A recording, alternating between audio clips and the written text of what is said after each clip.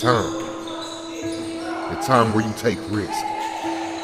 You take chances. Push everything aside that's telling you no. You have the possibility to shape your identity, to construct and build your life into the power you can achieve. Nothing here is stopping your progress except yourself. You're the only thing that's holding you back. If you want to become successful in life, number one, you got to change your mindset. He said, you don't get in life what you want, you get in life what you are.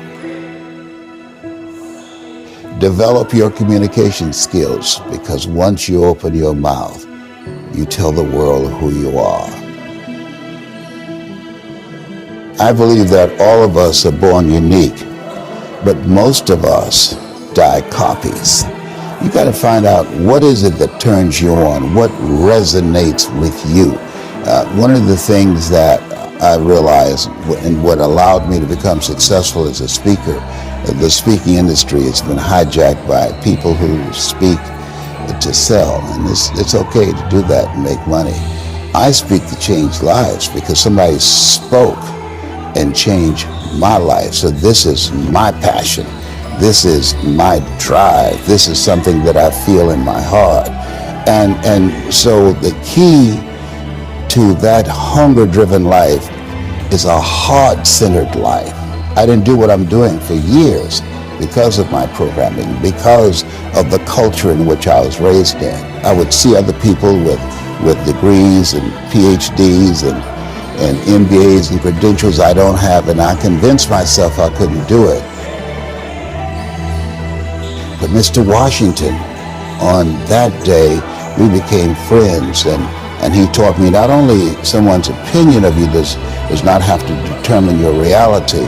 He said that you have to work on yourself, and you have to have an unstoppable attitude, and no excuse is acceptable, and you've got to make it a priority, a non-negotiable in your life,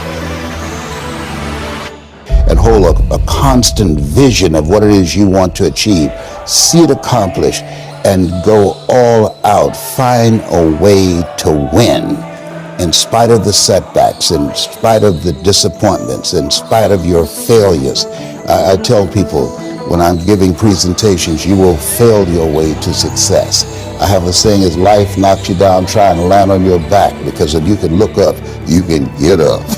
Never let a situation or circumstance define your life, no matter what it may be. And understanding that you got something inside of you that's greater than that situation or that circumstance, but you have to constantly believe it, and not only believe it, you have to make decisions and choices every single day that put you a step forward toward what you believe your destiny is.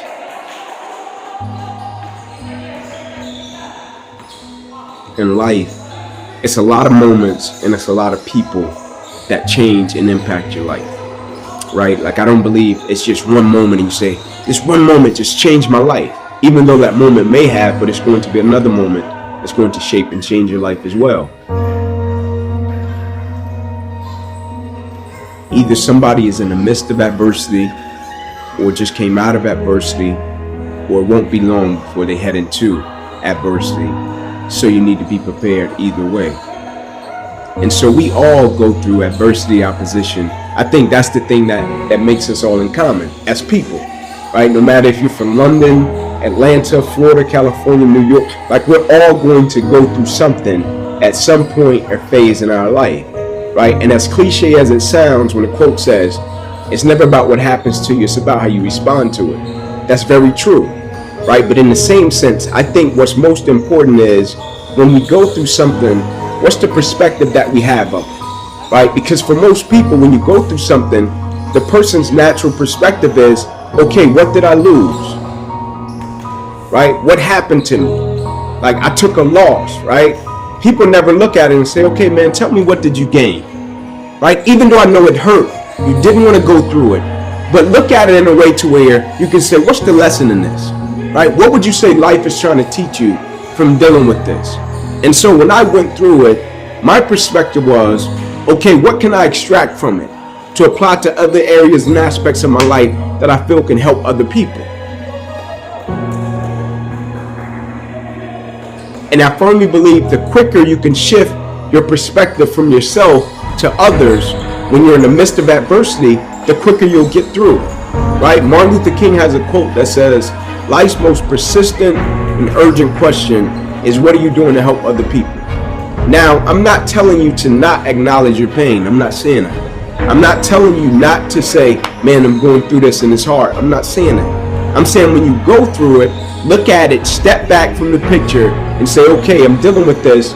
9 out of 10 times, there's somebody else that's either dealt with it or they're going to deal with something similar to this. And if I deal with it in the right way, I can use it to add value to lives of other people. When you live a heart-centered life, deciding that you're going to live a life that will outlive you, you're going to live a life that counts, a life that will build a legacy and change the planet. You know, Horace Mann said, we should be ashamed to die until we've made some major contribution to humankind. Get to know yourself. That I believe that we're taught, be ye not conformed to this world, be ye transformed by the renewing of your mind. Don't live the life that has been given you. When you go for a walk with someone, something happens without being spoken. He said either you adjust to their pace or they adjust to your pace. Whose pace have you adjusted to? And so the things that we pick up and we think that they're our choices, but they're choices that we've been programmed by life to do.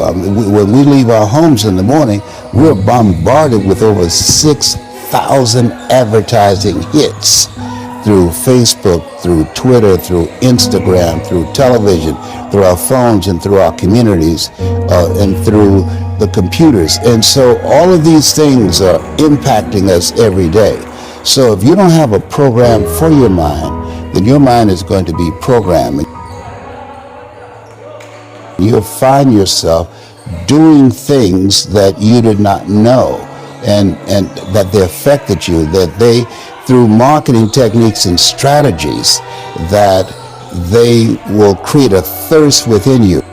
You've got to have someone that can see something in you that you can't see, that can take you to a place within yourself that you can't go by yourself. Stop overthinking everything so much.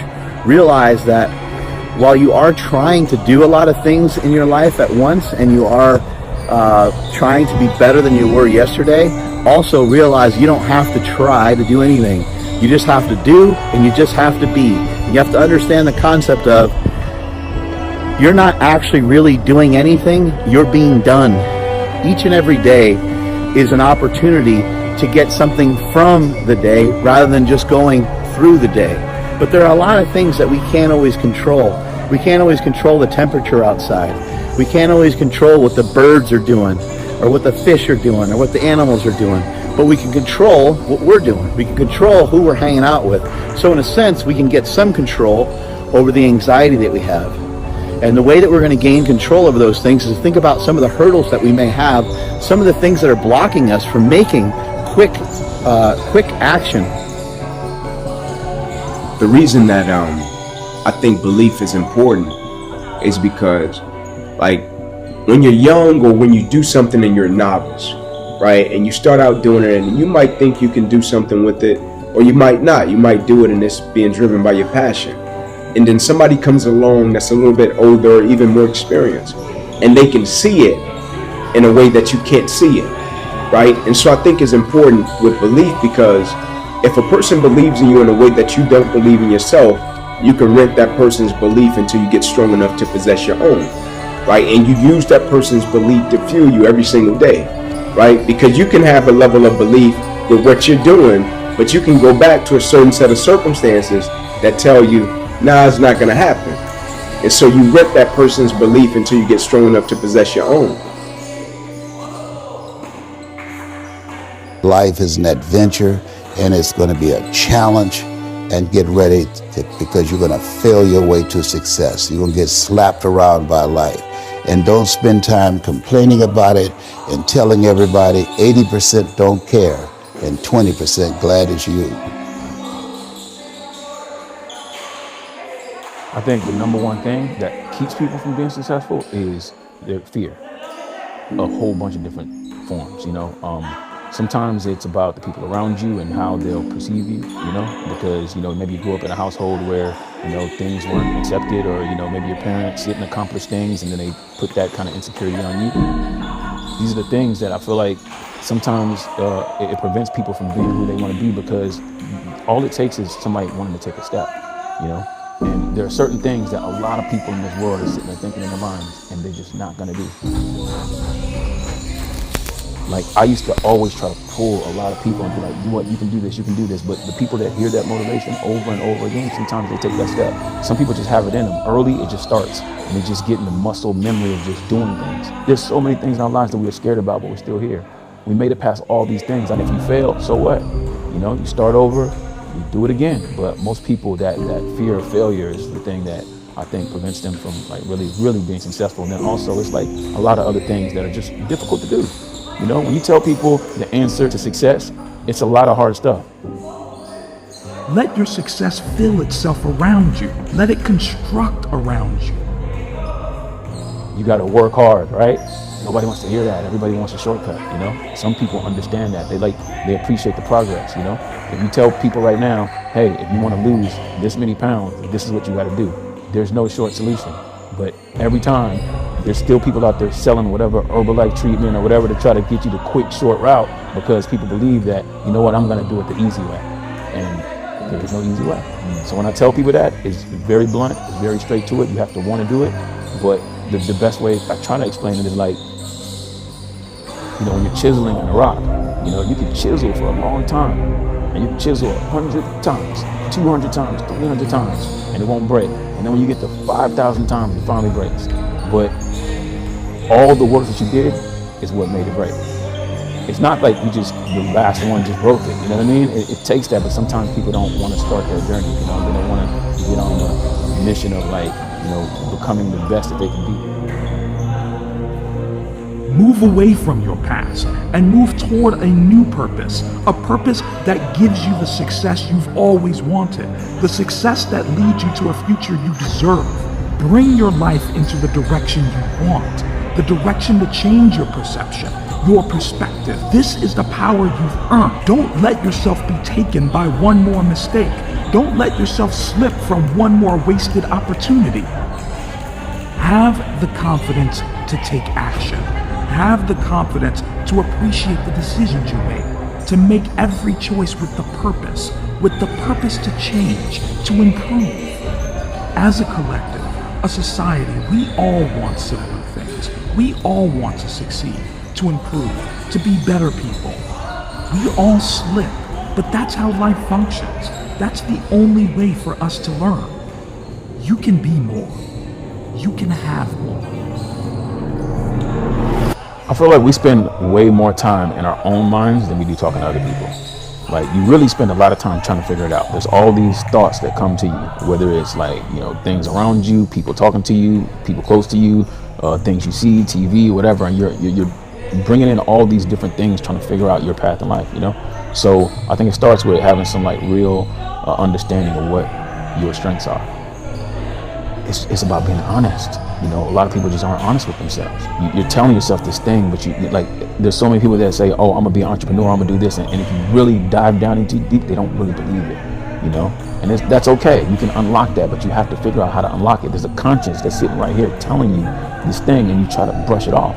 You have to be very honest with yourself. And then if you're not, that doesn't mean you can't succeed.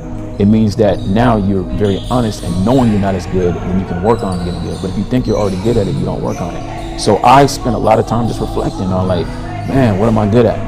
I used to think I'm going to the NBA. I was unrealistic about it. You start to see people that are way bigger, way faster, and you're not telling yourself the truth. You're just no, I'm going to the NBA. You start with doing what you're passionate about, right? Because there are a lot of people that are going through life right now trying to figure it out. Man, I don't know what I want to be. I don't know. I was at that moment. It's not about money. I want to make it very clear. The money will come if you focus on passion, you focus on information and relationship. And I'm going to stand on the top of the mountain and sing that all day. And hopefully it has a real impact on people's lives. And I'm going to feel good about that. I'm not gonna feel good if I go to the grave as being the only person with the information and the money, and I just had all this money. I'm gonna feel good if I'm able to impact a lot of people and that don't have access to this information and a good life, a quality of life, and they have one. That's awesome. That makes me feel real good. I think the true measure of wealth is happiness, right? Like I really do. And that's not saying that I'm against money. I'm not against that at all. Because you gotta work hard, make your money to take care of your family and be able to bless people. But I think it's a lot of people with so-called wealth and they don't have joy and they don't have happiness, right? And I feel like joy, happiness, and peace is the most important things we can possess, right? And for most people, their material possessions, they feel are the most important.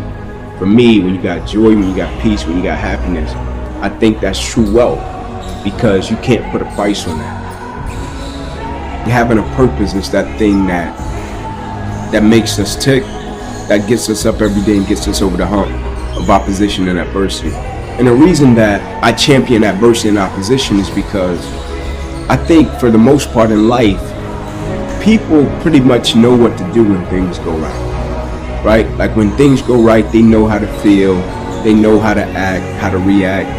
But it's when that opposition and that adversity comes and it creates a level of misunderstanding, right? Now the vision is blurred. Now you don't have clarity about what you're supposed to do. Now you question if your existence matters. And I think when you have a purpose, it's powerful because in the midst of the opposition, it makes you realize that you've been put here for a certain reason. You can be great, but you're living on reserve, right? You didn't empty the bucket, right? You didn't give everything you had to every aspect of your life. Like for most people, they're great professionally, but they end up becoming a public success, and behind closed doors, they're private failure. Not because they don't have the talent or the skill set, they don't have the character, right? That they can apply it and be consistent in every aspect of their life and empty out everything they got to everything. Right now, one would say, oh,